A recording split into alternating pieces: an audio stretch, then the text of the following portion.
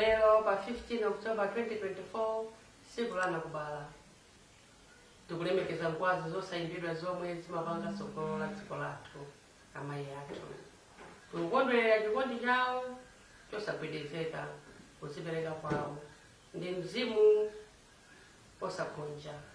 Amayi onse omwe adatilera kutitsogolera ndi kutilimbikitsa timapereka chiyamiko chathu chochokera pansi pa mtima. Chikoka chanu chimakhala ngati maziko a dziko lathu ndipo cholowa chanu chokhalitsa chidzapitiriza kupatsa mphamvu mibado ikubwerayi.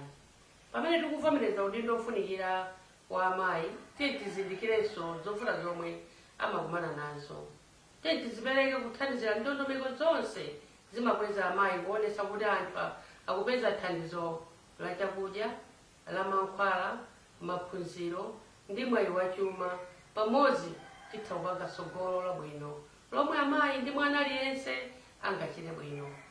Kwa amayi anzanga ndi kwa anakubala onse njira iliyonse ndikupereka moni wanga oona mtima, chikondi, kulimba mtima ndi kuzipereka kwanu zikondwereredwe kwambiri osati lero lokhayi koma masiku onse.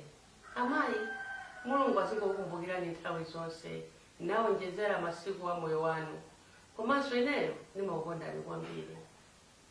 Anakubala wabwino kwa nonse amayi, tsiku.